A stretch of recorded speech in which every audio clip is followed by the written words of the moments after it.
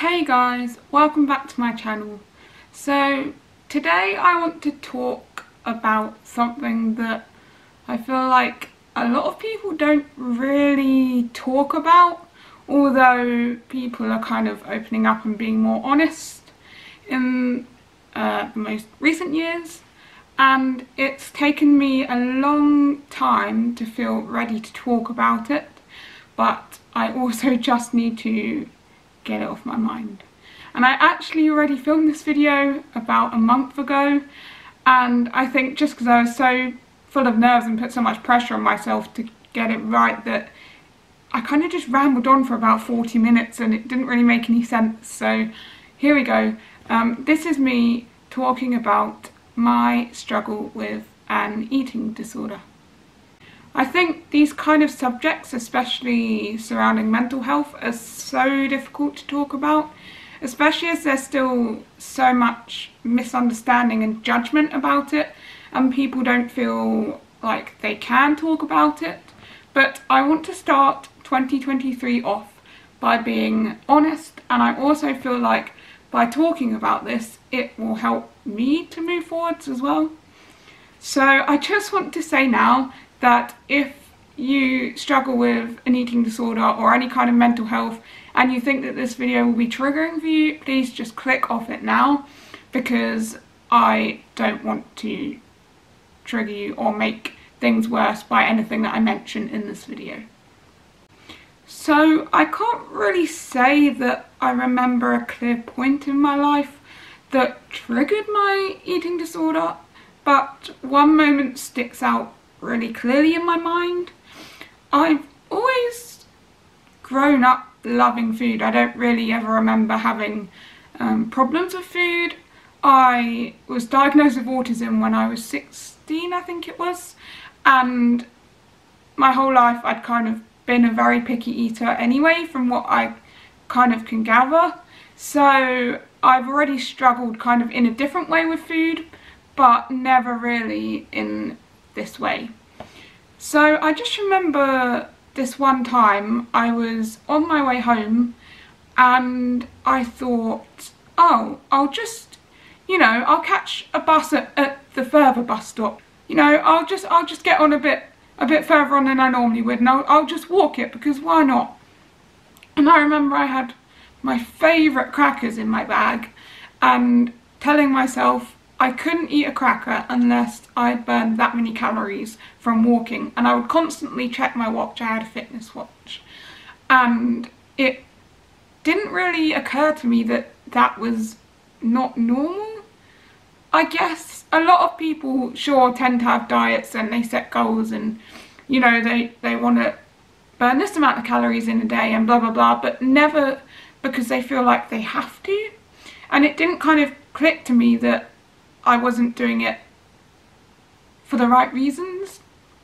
I kind of started gradually skipping meals, which I do not advise. I don't know, it's kind of like something switched in my brain and all of a sudden I felt like I had to do these things. So I would just stop eating lunch, or I would just skip breakfast, and people skip breakfast all the time. I'm not saying that makes it okay, but people have just normalised it somehow. And I was out a lot as well at the time, so it was quite easy to get away with these things and people wouldn't really pick up on them. And my exercise routine also kind of increased at this time. I'd been into running for quite a while. I'd done a lot of races. I used to be in a running club and I used to really enjoy it, but something about this was different. I wasn't necessarily enjoying it. I felt like I had to do it, and that's what was different. People would offer me biscuits and chocolates and things, and I would deny myself them, even though I knew I really wanted it, which is just so sad to think about, because I love food, and knowing that I wasn't allowing myself to have it, I didn't at the time see that anything was wrong with that, but it's just so sad to look back at now. A lot of people kind of assume that people have eating disorders because they hate the way they look, or they feel like they have to lose weight to look prettier or feel good about themselves, and it's all about, you know, the way you look and losing weight and stuff. And sure, for some people that can definitely be a triggering factor for an eating disorder, but that's just completely not what an eating disorder is about. The weight factor of an eating disorder is a physical symptom of a mental illness, and that is so important thing to say. I've had friends tell me that they've had people denied from getting help for treatment because they're at a normal weight, or because their weight isn't low enough to be accepted for help. But the whole point is that it's a mental illness, not a physical one. It's completely corrupt. It doesn't make any sense whatsoever. But the main factors that can trigger the start of an eating disorder can be stress, anxiety, feeling overwhelmed, depression, just anything really can cause an eating disorder to happen. And it can happen to anyone as well, not just, you know, what everyone assumes is like the teenage white girl develops an eating disorder because they feel like they have to fit in. Like, that's so not the case. Anyway, my exercise compulsion kind of really got worse when I finally came out to my best friend that I had been struggling. She had been in recovery from an eating disorder at the time, and I kind of known for a while that something wasn't right, but I also kind of still didn't realise at the same time. It's very confusing how an eating disorder works. It's like there's a voice in your head controlling your every move, and you feel like you can't say no to it. That's like the easy way of putting it, I guess.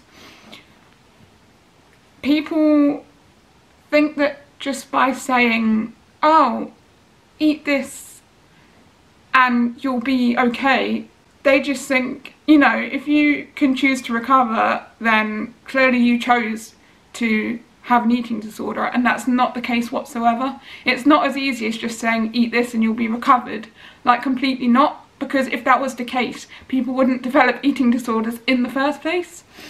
And at the time, she basically just said to me, if you don't start to get better and recover, then we can't be friends, because I need to be around people that are going to help me in my recovery and not, you know, make things worse, which totally is fair, understandable, completely. But at the time, I just thought, well, that's ridiculous. I was like, well, why can't I have both? So I kind of put this facade on. I feel like that's the word, facade. I ended up masking a lot and, you know, saying, oh, I'm fine, like, honestly, I'm fine. But on the other side, it was such a different story. Everyone that has struggled with an eating disorder in the past will know that you can't recover just because someone tells you to. You can't be forced into recovery. You have to be ready for yourself. And so someone telling you to recover kind of only spurs the eating disorder on and makes you become worse in a way. At this point, my diet was extremely restricted and my exercise routine was getting to a point where I had lost who I was and who I wanted to be, and it was just consuming my life. I didn't have time for my friends. I was losing relationships with people. I was so consumed by this thing that I just lost everything about me, really. And at this point, it kind of became clear to people that I had lost weight, and people would challenge me on this and I would just completely deny it. In part because I felt like what I was doing, there wasn't anything wrong with what I was doing, it was normal, and so I felt like I had to keep it up. But at the same time, I kind of felt like I'm not ready to give it up. and I can't tell anyone because I'm not, you know, I feel like I have to keep doing this and I can't give it up, because it kind of felt safe to me. When it felt like everything else was turning against me, this is the one thing that I felt like I could control and was safe. And anything that everyone would say to me, I just felt the complete opposite. And looking back now, I'm so sad at seeing the person I became when I was at my lowest mentally and physically. And this probably went on for about a year and a half, really. It's a year and a half too long. So I actually ended up speaking to my GP at the time. I think it was kind of my best friend who spurred me to get help, because I wasn't really sure. Well, it was just a very confusing time of my life, and so I thought, well, I'll just, you know, I'll tell them what's going on, but like I was still kind of in denial about that anything was wrong, and it just made things worse. They clearly didn't understand that eating disorders aren't a choice, and they said to me what I was doing was wrong and that, you know, I should just stop and change the way that I look at things in life. And I just thought, well, it's not that easy, is it, though? You can say that because you don't have an eating disorder, but for someone that's struggling, like, that only says to them, oh, my feelings are invalid, I need to get worse in order to be valid. And that is like the worst thing that could happen. So they said to me they wanted to refer me to an outpatient's unit for eating disorder recovery, but the process of that was very slow, and actually by the time it came up in conversation again, I was very thankfully in a much better place mentally, that I didn't feel like I needed it anymore. So one day I woke up at my usual time, and you know, when you're in an eating disorder, the first thing you think about when you wake up is, you know, X, Y and Z about, oh, what am I going to eat today? Like, am I going to have time to do this exercise? Or what about that? Like, how do I get away with this? And blah, blah, blah. The minute you wake up, that's what your mind is on. Like, you can't focus on anything else. And that morning I woke up and I just thought, I can't do this anymore. I can't. And so I didn't get up. I laid in my bed and I prayed. I prayed that I would have the strength and the courage to stop, because I knew I was not strong enough to do this by myself. And honestly, trying to please an eating disorder is exhausting. It's exhausting mentally, it's exhausting physically, and I just had enough. But I didn't really know what to do, because I had been living this way for so long that it felt normal, and it kind of felt scary to give that up and leave it behind. I then ended up crying for about an hour.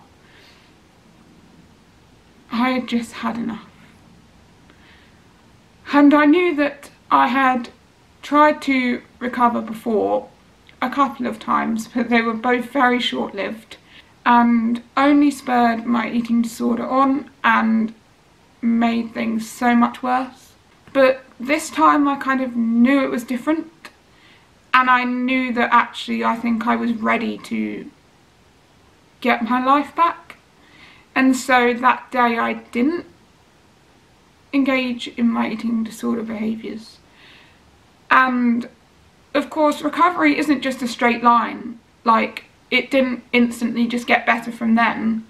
It's a series of ups and downs and setbacks and relapses, and there will be, of course, so many highs, but it's not, woo, I'm better now because I've decided to recover.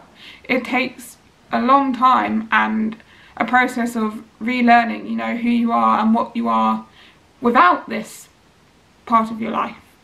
So a few months before this had happened, I had actually ordered a book online called Little Girl Blue, The Life of Karen Carpenter. I've actually got the book here. This book, I can honestly say now, this book saved my life. I knew about her story, her tragic story with anorexia, and I think I'd like watched a documentary on it, which is what kind of made me buy the book.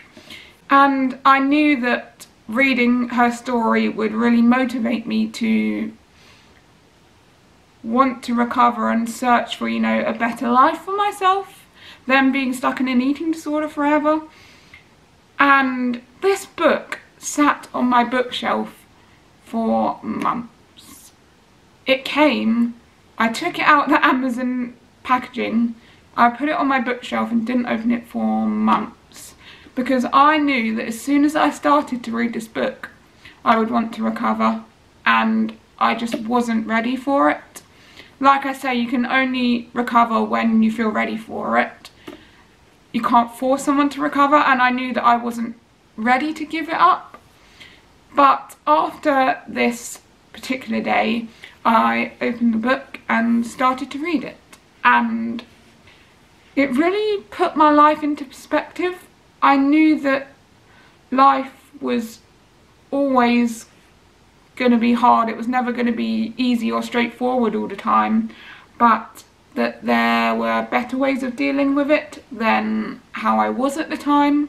And so, you know, I thought, well, I'd much rather, you know, I know that recovery is a difficult journey, but I think that there is hope on the other side. So then began my journey of recovery. I would say, coming to where I am now, I am in a much better place to where I was, both mentally and physically. I've been honest on this channel and on my social media about my struggle with mental health, with anxiety and depression and my autism, and when I was deep into my eating disorder, most of the time I was so low that I couldn't really find a reason to live anymore. I had lost hope and I just felt so low. But I think in this past year I could probably count the amount of times I felt like that on my hand, which isn't much for me, although it kind of still sounds like a lot to a lot of people. Yes, my anxiety is still bad, but I know that I can talk to people about it and ask for support instead of feeling like I have to deal with everything by myself, because that really doesn't help. And I still get triggered by things all the time.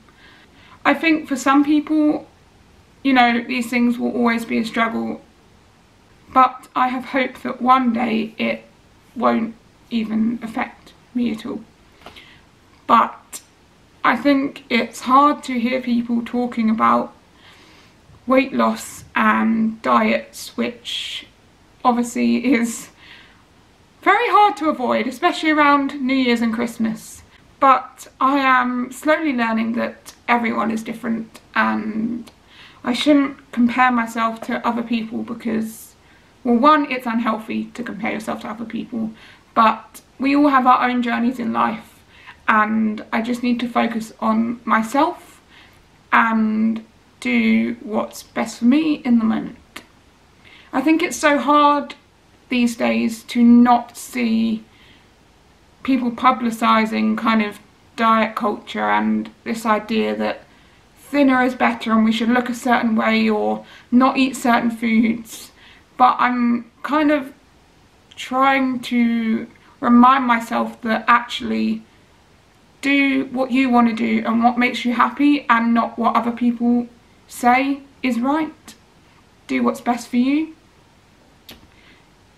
I actually wrote a song, well, I wrote quite a few songs during my struggles, but I wrote a song specifically about how I was feeling at the time when I was at my lowest point mentally, but I'm not really sure if or when I'll ever be ready to publish it. But one of the lines from the song says, "I don't want to have to do this anymore." And I think that really goes to show that eating disorders are not a choice and it can happen to anyone. And it really just sums up the fact that so many people are out there struggling for help, but they feel like they can't talk to people about it because they feel so alone. But there are so many people out there that are going through the exact same thing, and you are not alone. And it's so important that we talk about these things and be more open about them, so that, you know, people feel like they can talk to people and ask for support and not have to deal with these things in silence. So I just want to remind you that you should be kind to everyone, because you never know what they're going through in their own lives, and one bad comment can really send someone downhill without you realising it. And I think just one kind word can change someone's entire day. So lastly, I just want to finish this video by saying that if you or anyone that you know is struggling with an eating disorder, it's not too late to get help and reach out for support. There is an amazing charity online called BEAT, B-E-A-T, who specialise in eating disorder recovery and support, and it's also got some great resources for people who are caring for someone with an eating disorder. I will leave a link in the description to their website down below. I know that during some of my lowest points they were really helpful for me. So I hope that listening to my story can give you a bit more understanding into what it's like to struggle with an eating disorder, and if you're struggling, just know you are not alone and have hope that things will get better. Thank you very much. That sounded so formal. Thanks for watching my video, for taking the time to hear my story, and I will see you next time. Hopefully with a bit more of a positive one. Bye guys.